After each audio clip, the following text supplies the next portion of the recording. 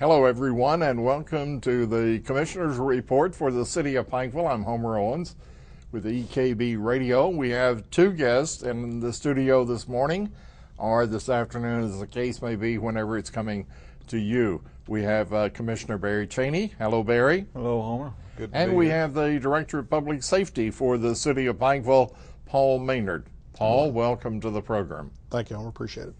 We're going to talk to Paul first, if that's all right with you, Barry. That'll be okay. I'll jump in as we go along. Sure, that's great. Paul, in the works for the past couple of years, the installation of an early warning system for the City of Pikeville. Could you give us an update? How's that coming along? It's going along slowly. We're at a point now where we're ready to go. We're waiting on FEMA. We had a little issue with moving one of our sirens. We got that siren position where we want it. FEMA's having to do some more checks. Want everybody to know the equipment's ready, the install's ready. As soon as we get the clearance, they're going to be going up. Give us a feel of what's involved with the sirens, where they're going to be located, how much coverage we're going to have. You know, just give us a feel for it. Right. Obviously, our goal is to get 100% coverage citywide. But what I want people to understand, this is an outdoor warning system. This is not an indoor warning system. So obviously, some of the locations of these sirens are going to be in populous areas. Good examples, Hamley Athletic Complex. You know, the idea is if the university's playing a game there, the high school, and we do get a weather system come in, we want those folks to be alerted quickly. So we try to choose spots where it was populous. But the goal is to get 100% coverage. So they're going to be throughout the city, limits to limits, not just the downtown area. So you're talking also maybe about some of the populated shopping areas in that. Yes, area, absolutely. Region. One comes into mind right off the top of my head is at Justice Way, which is the street that leads to Texas Roadhouse. That'll cover the Walmart area, the post office area, and you know, obviously the new shopping area that'll be down there really soon. How comprehensive is this system, Paul? Is it sirens only, or are there other things, other components? Right now, the way we're deploying, it's an outdoor warning, so it'll be sirens only. The premise of it, when we first looked at this, you know, it's been, like you said, a couple of years, and I'd actually looked into it years ago, but the problem we were having, vendors were really concerned with the mountainous terrain, how well it would work, and the vendor we're working with now is just great. They've got us a system set up that we feel will be really good. But when we first looked at this system, we were looking at, you know, weather events like flash flooding. A lot of times you'll get flash floods that may be a little late on their warnings, that type of thing, and we have the capability of setting these things off ahead of time. You know, it'll be in conjunction with the Weather Service. If they set a warning out, we'll get it. But of course, we all know on March 2nd, West Liberty getting devastated with the tornado, it gives a whole new perspective for these sirens. We're only 7 months away from that disaster, and it seemed like it happened a long time ago. Barry, how did the city get involved and get the idea of doing this? Well, we had been approached by some people that had asked a couple of years ago if we had an early warning system, and you know, we got to discussing it, and we decided we needed one. And so, like I said, FEMA's been the hold up on it, or we had already had it in. And I think moving one siren, we had to go back through the process again. And you know, as our problem's been with the post office, the government is slow. You say the problem's in with FEMA, but also the solution rested with FEMA somewhat, yes, sir, as they're providing the grant funds for this to happen. Yes. You are integrating your map, Paul, the map of the City of Pikeville, in conjunction with Kentucky State Police, with Pike County. It's all going to be, everything will be related to everything. It won't be a set of information that has to be interpreted. It'll be there ready. Well, you know, we've talked about this project for some time, and you know, the City of Pikeville, the commissioners, Donovan, decided a couple of years ago to create an emergency management position, which was put in to my department. We're now the Public Safety Department. We're 911, now we're 911 Emergency Management. The unique part of this is we work hand in hand with the county. Doug Tackett's office, Charles Maynard with the GIS, we're working with those guys hand in hand as a seamless unit. It's not city, it's not county, it's an entity together. And one of our goals, mine and Doug's both, was to have everybody on the same playing field map-wise. You know, we had one set of maps, they had a set of maps, and we were kind of just back and forth with each other trying to decide which way to go. And I approached Doug, and Doug was on board 100%. We were willing to give our data to the county. Now, in essence, what this does, a lot of legwork, a lot of stuff to do with it ahead of time. We're actually going in and putting addresses on every structure in the city. That was interesting. You and I talked about that before we went on the air. Not only are you going to be able to locate the address of whatever house is in distress, but you're going to be able to take a picture of it from more than one angle. I mean, it's just another example of working together. The county and the city, a couple of years ago, went together and we purchased a product called Pictometry. This pictometry program, they literally fly the coverage area, and they fly it from 4 different angles. So when we get these calls, not only are we going to get a plot on the map for where the call's at, we're going to have a split screen. That split screen in the bottom is going to give us a picture of the home. And then we're going to have 4 angles of that picture. Now, a lot of people say, oh, it's Big Brother and all this. It's not. This is a once-a-year flyover, and it's for the advantage of public safety. You know, this will give the dispatcher the capability of saying, hey, you might be looking for a greenhouse with a red car in the driveway, or vice versa. You know, on the fire department side, if it's a multi-structure building, this program gives us the capability to measure that building. We can suggest to the fire department, hey, you've got a 6-story building at 80 feet. That tells them, do we need an aerial truck? Do we need a bucket truck? Can we do it with an engine? So the advantages of the system is just incredible. The thing that I like about it is the cooperation. Us, the county, and the state police. The state police dispatches for Pike County under Doug's, Doug's the 911 coordinator along with the M director. They're going to have the same maps we have. And that's going to be incredible because when we get a call, say the state police need us outside of our coverage area. Now I've got a good map to get to them. There's no second guessing. There's no go up, this street 3 miles and turn left. It's right there. And vice versa. If we need them, they're going to have our maps. So basically, it's bringing public safety county-wide onto one playing field. Barry, you got a question for him? Well, I was going to also say by having a picture of this home whenever a policeman is called to a residence, if there's a chase or something going on and he's going around behind the home, 911 dispatcher can alert him to alleyways or what might be behind there. I mean, it's for his safety, and this system is fantastic. Doug, let me get back to you and ask you, will there be a system of codes that will involve the sound of the siren so that people will be able to identify what it is happening? Yeah, that's part of it. We're in kind of a pre-planning process right now with Capital Electronics, who is our federal signal dealer. Their suggestion is to keep it at 1 tone for weather warnings. That 1 tone may be a wavering tone for 30 seconds. It may be, 3 sharp blasts every 20. That's something we kind of decide as a community what we want. The key is going to be getting it out there. That way the community knows what we're doing. Obviously, we're going to use East Kentucky Broadcasting, Pike TV. We're going to use the newspapers, social media. We want to do a really good campaign. We want to get in the school system. We want these children to know what this siren means.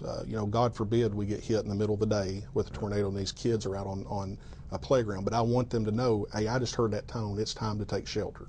It's time to get out of here. So it's going to be a media blitz to go along with the implementation. Does the grant that you got include any kind of additional personnel, or is it needed? How does the system work? Well, it works on a twofold basis. Additional personnel we don't really need.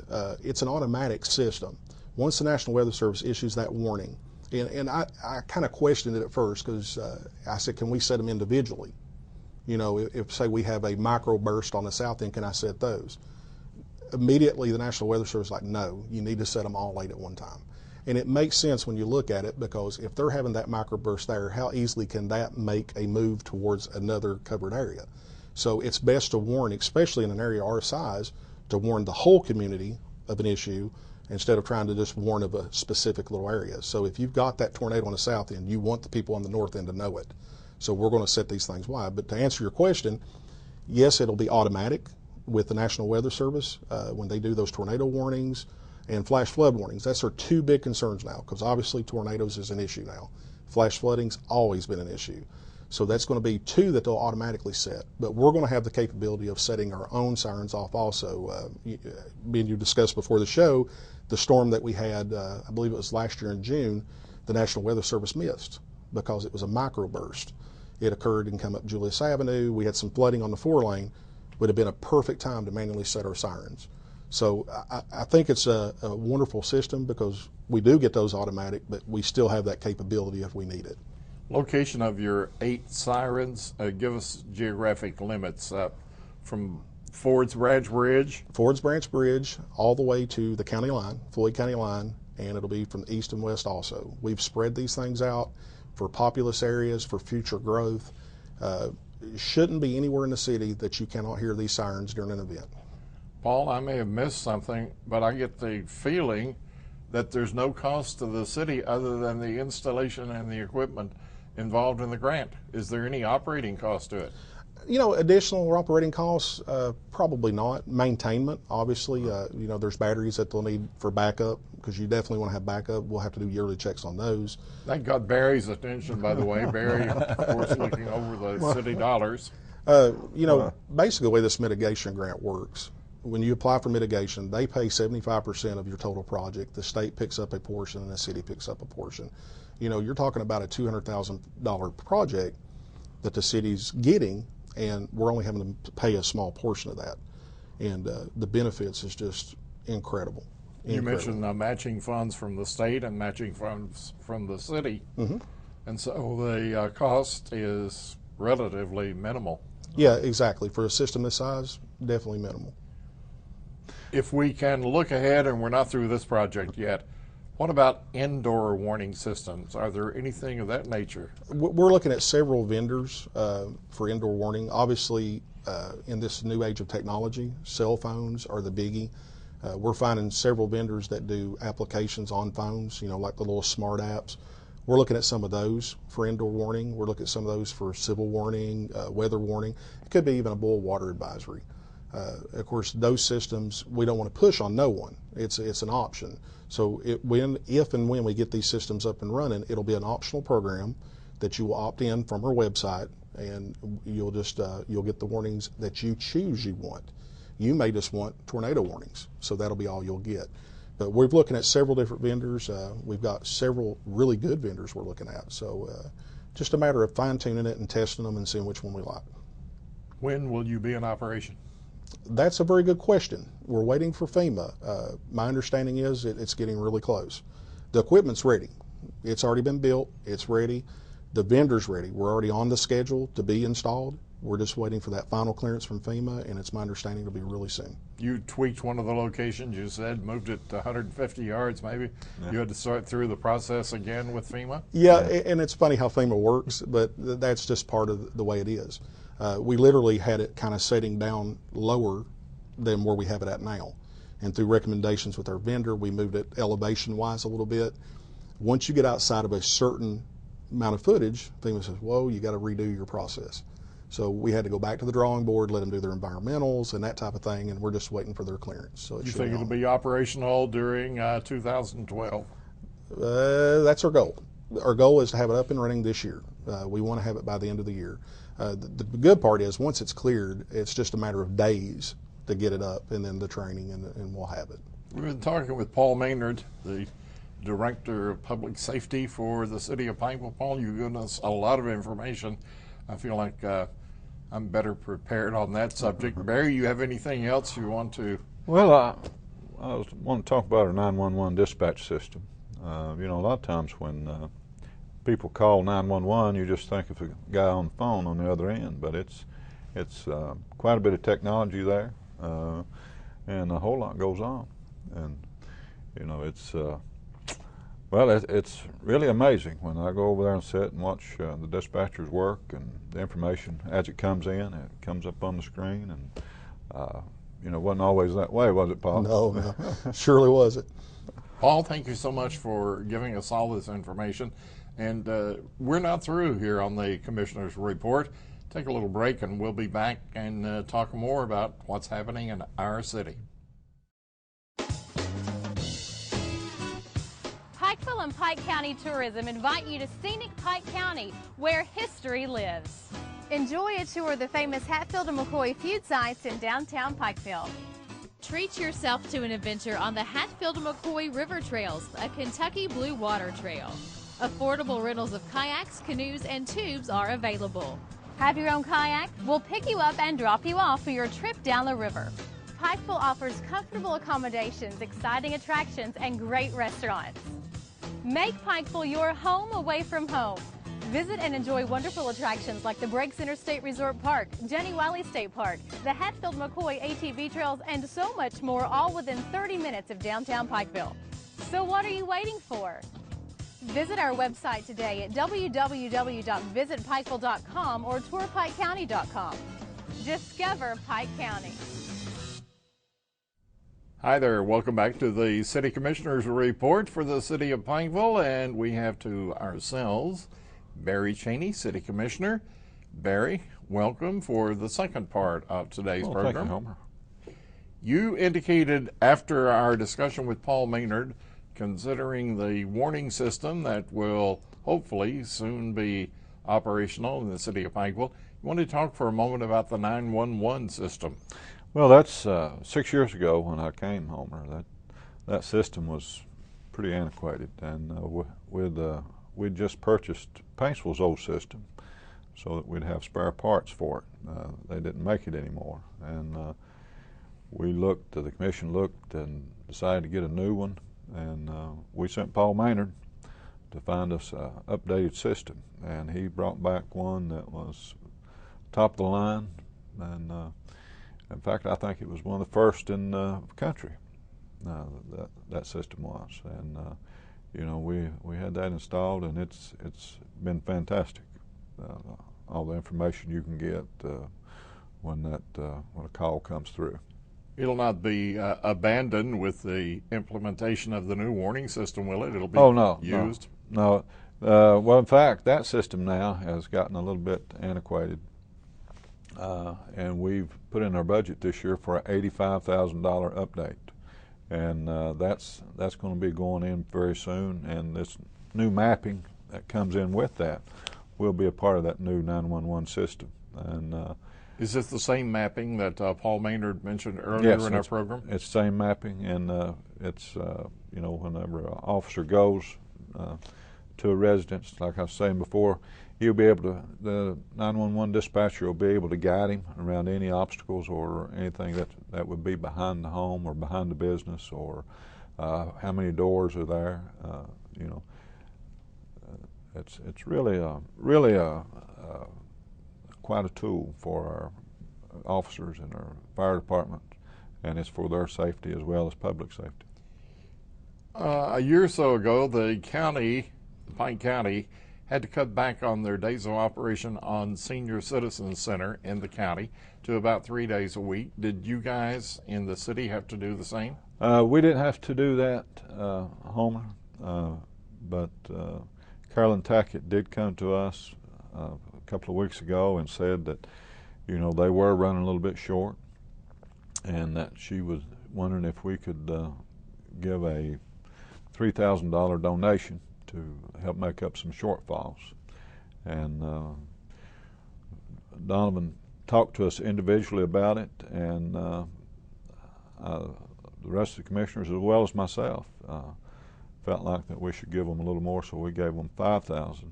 And plus, we already had committed $3,000, I think it's $3,000 a month for the rest of the fiscal year, so we decided to take that money and give it to them lump sum so they would have the money.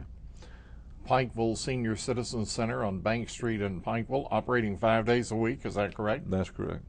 And it's a wonderful program, by the way. Well, it is a wonderful program, and something else about that center, Homer. You know, in Kentucky, like cities all across the state, have seen a uptick in their population. And one of the reasons for that is that I think we're the fourth state in the nation in graying population. And as our population gets older, they're starting to migrate toward cities and towns. So, you know, we're no longer a rural state. We're become a state of city dwellers. I think it's something like 58% of Kentuckians now live in small towns and cities, and that is way up from what it used to be. Recently, the mayor, Frank Justice, sent a letter to the city commission indicating he would be taking a leave of absence. Can you give us any background on that? Well, his mother, Maddie, is very sick. She's had open heart surgery, and he wants to spend time with her, stay with her, and take care of her. And especially, now that this surgery is over, and any son would want to do that for his mother, and the way Mayor Justice feels about his family, his mother especially, who's a wonderful person, he's very devoted to her, and he felt his place for this period of time would be with her to help her. Is there a mechanism in place for the city commission to continue to operate? The Mayor Pro Tem assumes a position as mayor, and this is all provided for in KRS law, and a mayor can take a 30-day leave of absence when needed. Who is the mayor pro tem? Jimmy Carter. Jimmy Carter. By the way, I'll tell you. He's one of your colleagues on the city commission. He is, and I must say that he's very well experienced and equipped to step into this role. Jimmy is supervisor at Ferrell-Gas, and very intelligent man. So the city's in good hands at Very least good for the hands. next 30 Very days. good hands. We're in the fall season. Fall suggests trick or treat, Halloween time. What's the city going to do about that important date? Well, that important date, if the county agrees with, this is another front we work with the county on. We like for county Halloween and city Halloween to be on the same night. In fact, county and city residents prefer it that way. So if the county is in agreement, which they have talked to Judge Rutherford, and he seems to be in agreement that Tuesday, October 30th would be the night that Halloween would be observed. Pikeville Scholar House. Seems like every program we have something to update on that. City commissioners have taken some action on that project. We have, the sale of the property is coming through. Probably take around about 60 days to transfer the deed, but we will receive payment, and that project's moving along. And I want to say, that's in which that's another area that we work with the county on. Judge Rutherford's on that board, as well as Donovan Blackburn, and Deputy Judge John Doug Hayes is on that board as well. But what the Scholar House means to this area is just unbelievable. See, one of the things that we don't understand is that we live in central Appalachia, and we have a unique set of problems that people outside of central Appalachia don't have. And one of those things is the poverty trap, and it is a cycle that people fall into, especially single parents. And so the Scholar House will help break that cycle, that poverty trap, by giving those young people education. Locate the site of this, if you will, Barry. On Sad Avenue. Across from Hardee's. Sure. What else have we got that we need to talk about? I'm looking at the agenda that took place on the Monday preceding the taping of this program. I always have to make that clear about the timing. You may be as much as a week behind on the events, but this will be the first time that the public has had a chance to hear what happened at that meeting. I'm looking down at surplus city property. I don't think we've ever addressed that.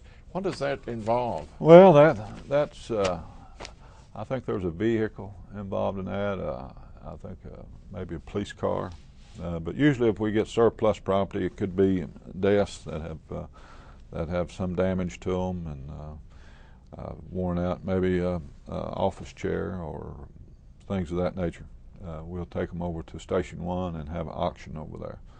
And, has a date been set for that sale of city property? No, not yet.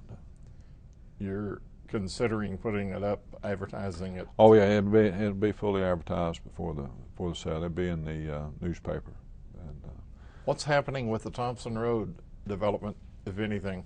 Are you still hung up on the post office building? well, we're still hung up there, but I understand that that's almost nearing an end, and we should hopefully, Homer, as October 1st. I sense a or little bit 2nd. of impatience there in your delivery. Well, I am. You know me. I don't like slow. You know, even with the FEMA part, you know, I don't like slow. I like to see things get done. And this development, I'm especially excited about because you know you're going to have 15 national brand stores in that development, and you know what an opportunity that's going to be for our young people. I know I went to school with a young man named Wick Hayden, who started working at Food City when he was in high school. Now he's an executive with them in their home office. Many young men that I worked with on the railroad are in executive positions. So these 15 national brand stores, knowing our people, we'll probably have a number of those people up in executive positions in national brand companies. So that creates a Pikeville network.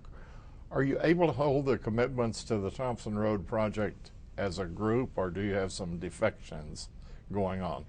No, they are. This group is committed. From what I understand, they have signed contracts with Neil Wilson that they will go in, and they are very excited to be here because they've heard about they've looked at the Pikeville market and seen the value themselves.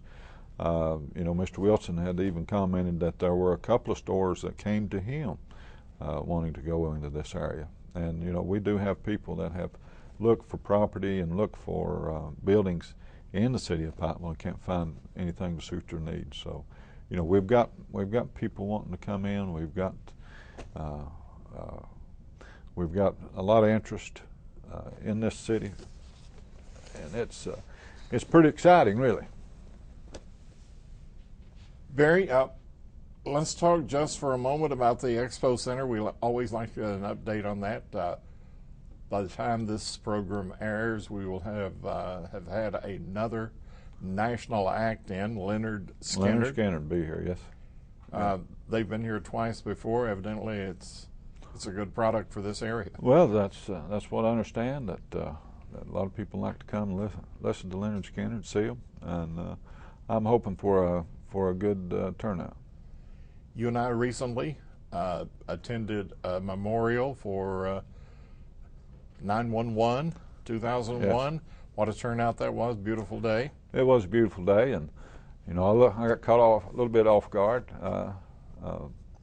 You know, I wasn't expecting to speak. I did want to show up and show my support for the event, and I'll be there. But I was asked. You asked me to speak on the radio, so I did, and Judge Rutherford asked me if I'd care to address the crowd before We can't get too much information about the town, and we always look to you for that kind of information.